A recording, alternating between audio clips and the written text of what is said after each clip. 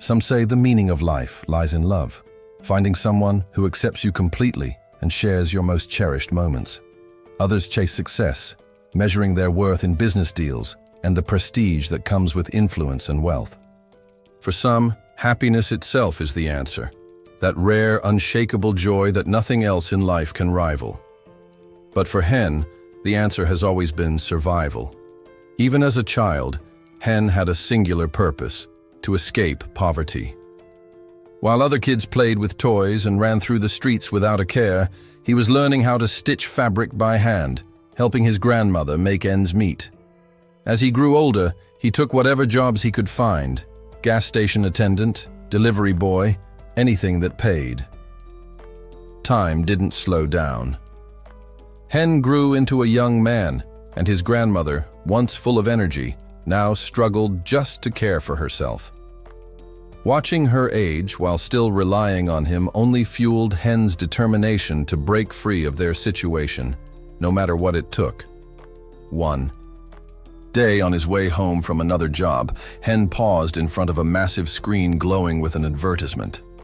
It showcased Royal Road, the most anticipated full-dive virtual reality game in history, a sprawling digital world where players could rise to power, even become emperors. Hen stared at the screen, captivated by the promise of freedom and opportunity. But then, reality set back in. Royal Road wasn't a path to income. It was a distraction. No matter how beautiful or boundless it seemed, it wouldn't help him feed his family. With a sigh, he checked the little money left in his pocket and headed home. When he arrived, the familiar sound of the door creaking open signaled his return. "I'm back," he called out. From the back of the small home, his grandmother stirred, coughing lightly as she stood to greet him. Despite the pain etched on her face, she managed a warm smile. "Hen," she said softly. Hen rushed over, motioning for her to sit back down. "Don't push yourself," he reminded her gently. "You know the doctor said to rest your back." She leaned against an old closet for support and asked, "How did it go today?" In response, Hen held up a small ID card, his face brightening with pride. "I finally got it," he said. "I'm officially registered." She tilted her head. "And what does that mean for you?" "With this, I can work at cafes, or maybe even get something better," he replied, hope flickering in his eyes. "Now that I'm of age, I should be able to find decent work." Glancing around the room, Hen suddenly remembered someone. "Where's Jan?" His grandmother's smile faded. She looked away and answered, "She went out earlier and hasn't come back." Hen's brow furrowed. "With those kids again?" His grandmother nodded slowly, worry clouding her expression. "I'm afraid so. I told her not to, but you know how she is." Hen grabbed his backpack and slung it over his shoulder. "Don't worry," he said, trying to sound confident. "She'll be fine." As he turned to go, his grandmother called after him, her voice tinged with urgency. "Hen, you're her only brother. You need to protect her." He paused in the hallway and nodded. "I know," he said quietly, before heading to his room. Inside, the glow of his old computer cast a soft light against the dim walls. He powered it on, the whir of the fans greeting him like an old friend. Sitting at his desk, Hen didn't open a job board or type up a resume. Instead, he opened a game, a small escape before tomorrow's grind. As the screen loaded, Hen's thoughts drifted to plans for the coming days. He needed a job. He needed money. But for now, just for a moment, he allowed himself to breathe and to dream. Hen sat alone, trying to rationalize his decision. It had been ages since he last logged into Land of Magic, but he still remembered the countless sleepless hours he'd poured into it, nearly 200, all in one stretch once. He chuckled to himself. Those were the days. But now, life had caught up. Work, responsibilities. He couldn't balance them with gaming anymore.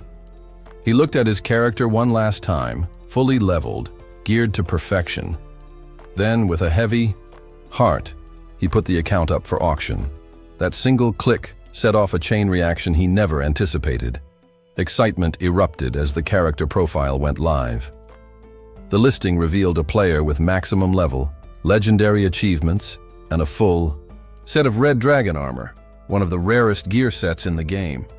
Word spread fast. Teenagers gathered around screens, eyes wide with awe, voices rising in disbelief. Look at those stats. Who is this guy? Why would anyone sell something like that? Is he insane? The buzz reached a crescendo, loud enough to draw annoyance.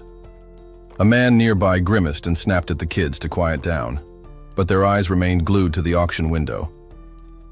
Meanwhile, inside the Land of Magic headquarters, the atmosphere was unusually lively. Developers moved through the office, juggling tasks and updates, until one employee stopped cold. Something on their screen caught their eye. "Hey, what's going on here?" they muttered, leaning in. The name on the auction listing hit them, like a bolt of lightning. "Hen just listed that character." The employee immediately flagged the chief of operations, who strode over with curiosity. "What's this?" the chief asked, squinting at the screen. "That's Weed, the strongest player in the entire game," the employee said, almost reverently. The chief's expression shifted from intrigue to strategy. He rubbed his chin thoughtfully. "Buy it, sir." "Bid 20 times the asking price," the chief ordered, eyes glittering. "Keep raising it until we win. This could be the perfect storm. We'll turn it into a major publicity event." He turned to another team member. "Alert all top class players. Turn this into a battle of pride. If the rich elites start throwing in bids, this account could go for millions." Not long after, VIP players across the globe received discreet notifications.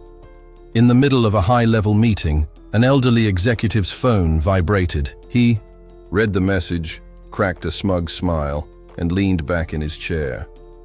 This was going to be fun.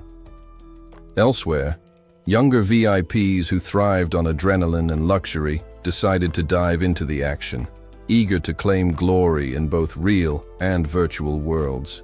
And the bids exploded. Prices soared as contenders from every corner of high society began throwing their money into the ring. The race for the most powerful avatar in Land of Magic had begun. Back in the real world, Hen was still asleep, until his phone buzzed relentlessly on the bedside table. Groggily, he reached for it, rubbing his eyes. "Who even needs me this early?" he mumbled, answering the call. A professional voice greeted him. "Mr. Hen, this is Yoon Nahi, secretary from CTS Media. We've completed the transaction. The final payment has been transferred." Hen blinked, disoriented. "Wait, what?" Then it hit him, the auction. He sat up, heart pounding. "How much?" he asked cautiously, hoping for at least a few thousand. 3,910 million. Nahi replied calmly. Hen froze. He stared at the wall in silence, then slowly ended the call. His mind whirled. That can't be right. With shaking hands, he powered on his computer. It booted up slowly, agonizingly slow, today, of all days.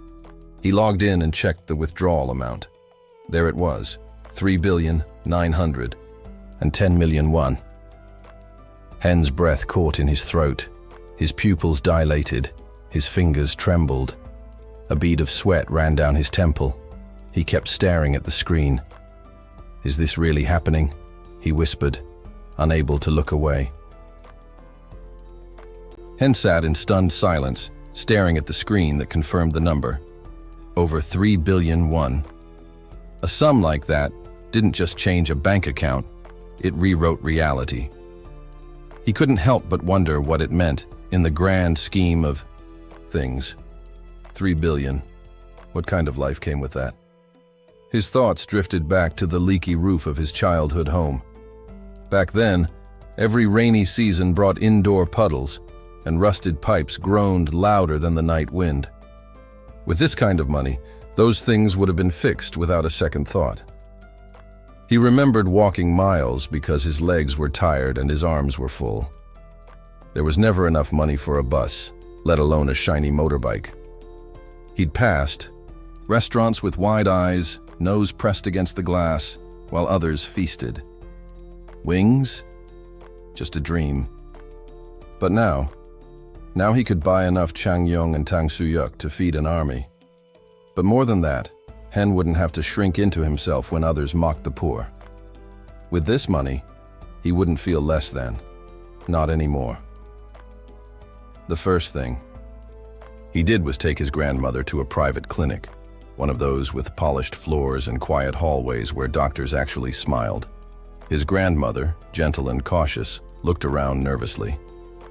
"Hen, are you sure this place isn't too expensive?" Hen gave her a warm, reassuring smile. "Don't worry, Grandma. Everything's going to be fine now." He held up the sleek card, his hand trembling only slightly. "We can pay the bills like everyone else. Water, heat, everything. You won't have to worry again." His grandmother's eyes glistened as she smiled and rested her hand over his. "Then, we'll be happy, right?" He nodded. "Yes, we will." For the first time in a long while, Hen allowed himself to close his eyes and picture a future full of color and possibility. But the moment was shattered by a sharp voice echoing across the room. "Well, well, what a touching little scene," the man sneered. "Brings a tear to my eye." Hen's smile faded. He turned slowly, instinct sharpening, every muscle tensing. His grandmother blinked. "Hen, who is that?" A man stood in the doorway, thin-rimmed glasses catching the clinic's soft light. He wasn't alone. Several men in suits stood behind him, blocking the hallway like shadows. The man in glasses spoke with a smug familiarity. "Lee Young, isn't it? Everything going well now?" Hen's voice was low and cold. "What do you want?" "Oh, come now," the man said, stepping further into the room. "It's been a while. Don't pretend you've forgotten who I am." The nurses tried to interject, protesting that visitors weren't allowed to enter in groups like this. The guards ignored them. Hen's eyes narrowed. The man's face stirred memories he wished he could forget. His mind spiraled backward, dredging up old pain. He was a boy again, his grandmother standing protectively in front of him. A group of thugs jeering at them, declaring they should be working around the clock to pay off some ancient debt. Hen remembered running, always running, from those who saw them as nothing but numbers on an unpaid ledger. He remembered the man with glasses showing up at his school. Not for him, but to threaten his teacher. The teacher had begged on her knees, asking for mercy, asking that they spare a child's education from the sins of his father. Hen had learned early, in this world, poverty wasn't the crime, debt was. He snapped back to the present, glaring at the man. "What do you want?" he asked, voice edged with anger. The man adjusted his glasses and tilted his head with theatrical patience. "Isn't it obvious? I'm here to collect what your father owed. Time to settle the debt." Hen's fists clenched. The money, the hope, the fragile dreams of safety, they were all under siege again. Hen faced Snidel, his voice low but determined. "Can I settle the debt now?" he asked, hoping to end the ordeal once and for all. Snidel's expression twisted into a smile that didn't reach his eyes. So eager to close the chapter. "Fine, let's finish this. Right here, right now." Hen braced himself. "How much are we talking?" Snidel chuckled darkly, shaking his head as though Hen had just insulted him. "You're being awfully casual considering the circumstances, but I won't hold it against you." He leaned in. 3 billion,